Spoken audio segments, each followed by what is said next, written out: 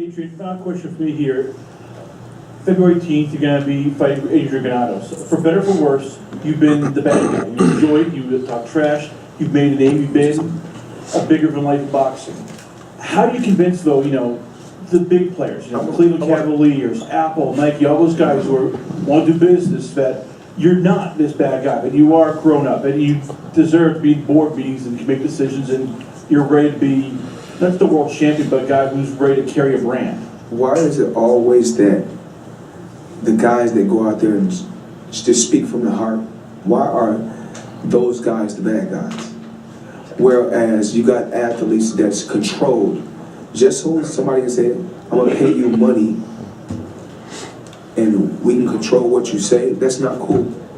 The cool thing is about with my career, and the same thing with Adrian Broner's career, people should accept you for being real and not being fake. There's a lot of NBA players out there that's fake and don't say the things that they really want to say. NBA players really want to go out there. A lot of NBA players and a lot of athletes want to go out there and say, I'm the fucking best. And nobody can fuck with me. So is it a problem with me going out there and say, yo, I'm flashy and I'm flamboyant? Shit, look at my wrist, I am. I ain't like I'm lying. or saying that, oh, I drive a Bugatti or I got a big mansion. It's true, but how we got it, we worked hard to get it. It's not like we went out there and robbed anyone for it. To whereas if, not me anymore, but I'm saying the younger Mayweather, yes, I'm gonna have rims on all my cars. So since my neighbor, he works on Wall Street and he has a Mercedes with no rims, does that make him any better than me? Or does it make a fighter better than me? Because a fighter wanna say, I may win, I may not win. And I go out there and say, I know I'm gonna win, I know I'm the better man. Because that's a way to fucking back out the block. When a fighter say, I'm not really sure if I'm gonna win or not. So if he loses, the media is not that hard on him.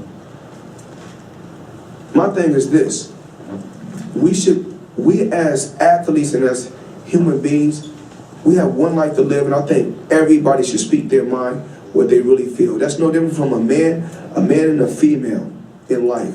Females want you to, they want to hear, they just want to hear what they want to hear from you. They don't want the truth. They want you to make them feel good. They don't want the truth. This is real life. What we do, what we do is just speak from the heart. That's all we do, is speak from the heart. This man should be able to speak from the heart. Listen, if I never had a deal with Nike, even though it's Nike, but we like to say Nike. If I never had a deal with Nike, Adidas, I ain't gonna say Reebok ain't never gave me no money because I think I made some millions with Reebok. But I never really had a crazy deal with none of these companies.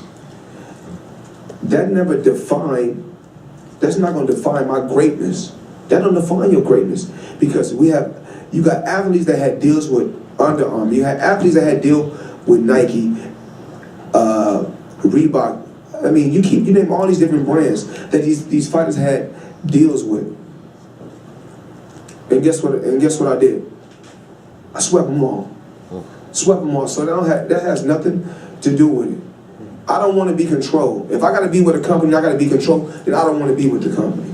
Because I know who I am as a man, and I got dignity, and I got pride, and I'm going to stand as a man every day. So I don't think that no athlete out there should be controlled and told what to say. No different from, you got athletes, you got people that has found a foundation. If I'm an NBA player and I have a foundation, you know what it's going to say when I go out there and do for the people? The NBA cares. It's not going to say the Floyd Mayweather Foundation cares. It's going to say the NBA cares.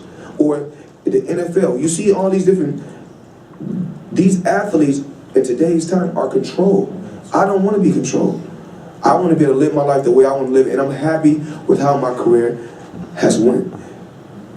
If Adrian Broner go out there and continue to fight, make smart investments, he don't need Nike. Just my ultimate goal is I'm gonna make TMT just like it's a Nike.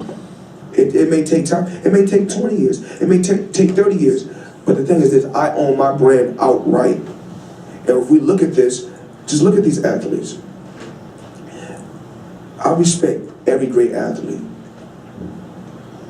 But when we go look at Ali, he sold his name.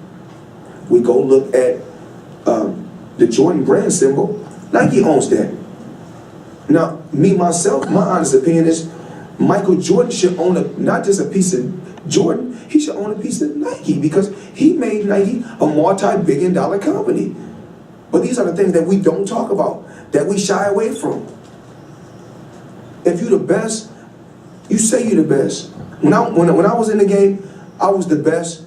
And when the history books is written, you look at all the records, and I broke all the records. And then until somebody break my records or show me different, y'all got to label me TBE. Because when they say the greatest, remember when they say the greatest, anybody can be great in one night.